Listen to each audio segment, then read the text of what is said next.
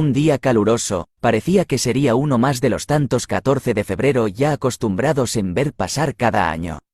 Donde todos celebran los lazos de amistad y el sentimiento que une vidas, el amor. No fue así. Este día tuvo su singularidad, que seguro muchos recordamos, por la que se suscitó una interminable precipitación pluvial que muchos en aquel momento veían como el diluvio universal de la cita bíblica y seguro muchos observamos a más de un parroquiano clamar arrodillado, misericordia a nuestro Señor Celestial. No, era para menos, parecía el fin del mundo. Esto se asumió en la medida que jamás había pasado algo similar en nuestra tierra.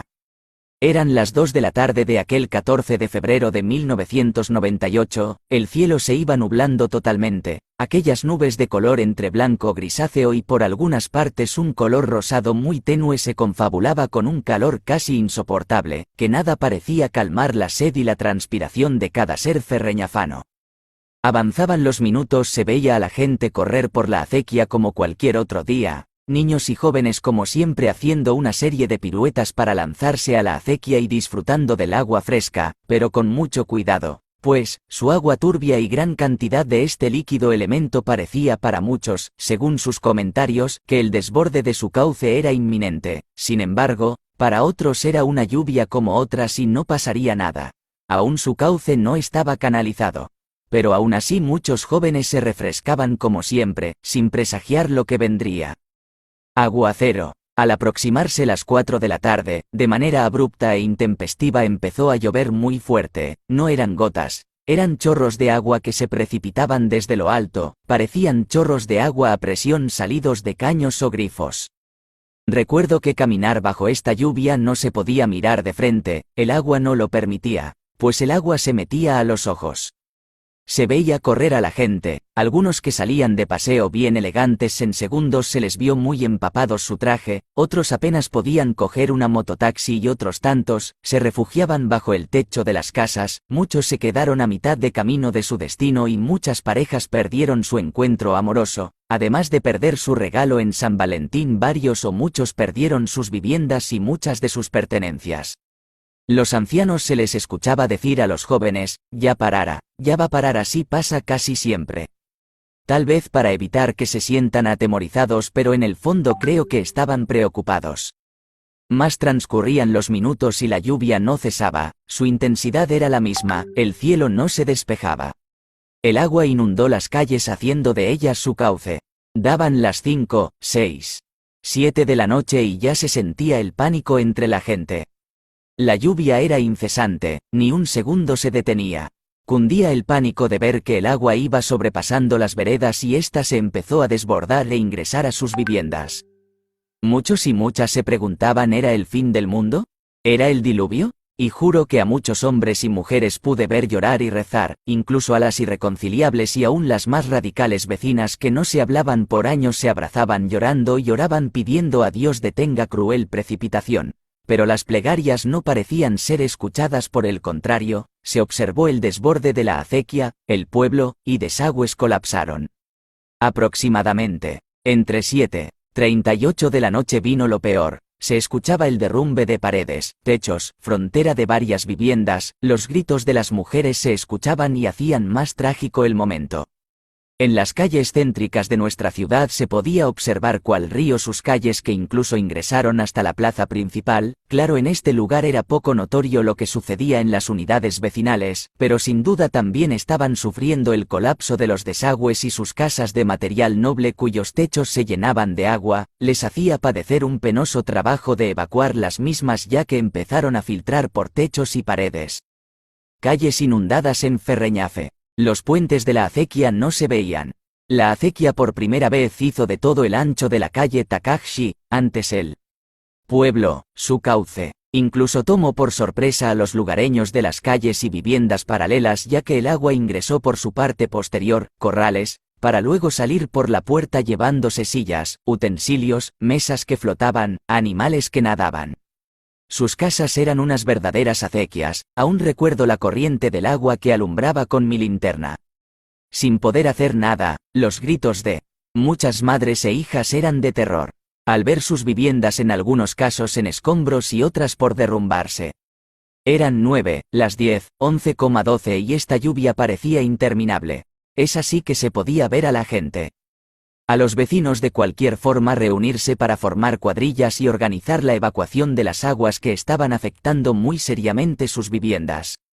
Se empezaron a cavar zanjas con ayuda de picos y palanas y así tratar de desviar el cauce de las aguas hacia las afueras de la ciudad.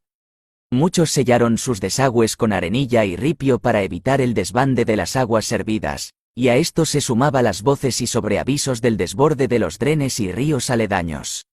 Muchos pensaban que esto era el fin del mundo entre el diluvio, truenos y relámpagos, algunos se atrevieron a decir que era el apocalipsis del texto bíblico y que el fin del mundo se había adelantado. Los mejores aliados eran santos, vírgenes, rezos y oraciones con velas prendidas. Ferreñafe a oscuras sufría la inclemencia de la naturaleza. Algunos medios informativos, como radioprogramas del Perú a través de receptores que funcionaban a pilas daban cuenta del desastre y anunciaban la inundación de varios pueblos del norte del país. Era el peor fenómeno del Niño. Pasaba el tiempo. Eran la 1 de la madrugada, las 2,34 y aún continuaba la lluvia. Muchos vecinos a duras penas podían sostenerse de pie. El cansancio de sacar el agua de su casa, evacuar las aguas de sus techos y el sueño además de andar sobre el agua solo en pantalones cortos, cual bañista en la acequia. Muchos miraban los relojes como deseando un pronto amanecer, pues abrigaban la esperanza que saliera el sol y despejara las nubes inclementes que traían la lluvia. Las 5 del amanecer, y cuando el reloj marcaba las 6:10 del día 15 se detuvo la lluvia feroz, para dar paso a una llovizna que duró unos minutos. Entonces ya en la claridad del día y sin lluvia, se podía ver los daños: viviendas llenas de agua, calles inundadas. Ferreñafe emulaba a Venecia, pero por disposición natural y no con agrado, por el contrario con sabor amargo, triste en claras escenas trágicas. Vivienda derrumbada por las lluvias en Ferreñafe. Después de todo esto, se pudo saber de la boda frustrada con banquetes perdidos y conjuntos musicales e invitados frustrados, de los cumpleaños cuyas velitas sirvieron para alumbrar la noche amarga y cuyos cohetes jamás reventaron. Del mismo modo se supo del sepelio muy penoso, que como sabemos se realizan a partir de las 3 o 4 de la tarde y es el caso que sorprendidos los que acompañaban el cortejo fúnebre abandonaron despavoridos el mismo debido a la intensa lluvia y solo se quedaron los cargadores haciendo del ataúd que cobijaba al difunto, su paraguas hasta llegar al cementerio y dejarlo en la capilla hasta el día siguiente. Aún recuerdo como en este campo santo al día siguiente muchas sepulturas por lo feroz de la lluvia dejaron al descubierto a muchos difuntos que flotaban sobre sus cuadras. Incluso otros restos ocuparon las calles. Algunos vecinos se encontraron con zapatos, ropa, galoneras de aceite, etcétera, que llegaron hasta sus casas y que no les pertenecían y que seguro arrastraron las aguas. Los cultivos de arroz y otros se perdieron.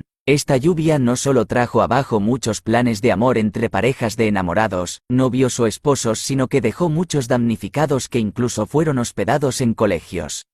Muchos empresarios tuvieron grandes pérdidas, sobre todo los hoteleros, bares, pollerías, etc. Los regalos de las parejas que se jurarían amor aquel día, muchos se perdieron, malograron y jamás fueron vistos por quienes iban a recibirlos.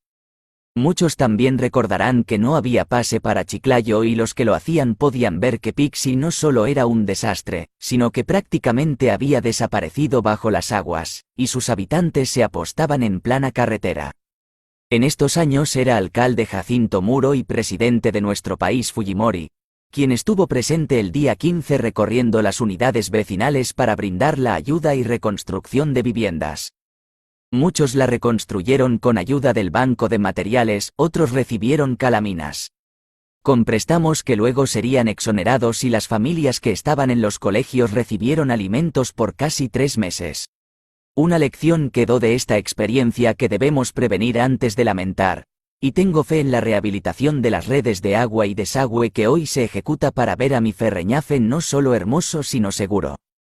Ferreñafe. Aterrador momento al que se sumaría un día después la voz de advertencia que se produciría un sismo de gran intensidad.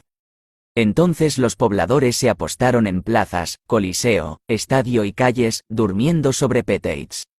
Este momento me resultó hermoso porque todos se querían, se cuidaban, se ayudaban, parecía una sola familia como debe ser siempre. Una gran familia ferreña fana. Además pienso que, este día debe ser recordado y de marcar el inicio de la celebración de nuestra elevación a categoría de provincia. Inicio con charla, coloquio o mesa de diálogo para tomar medidas de prevención frente a desastres como este. Así fue aquel 14 de febrero de 1998. En que los ferreñafanos valientes y unidos pudimos sobreponernos a la naturaleza junto a nuestro Padre Celestial.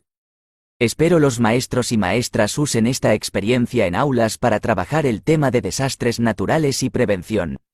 Autor, licenciado Juan Alberto Chunga Espinoza. Especialidad, Ciencias Histórico-Sociales y Filosofía. UNPRG.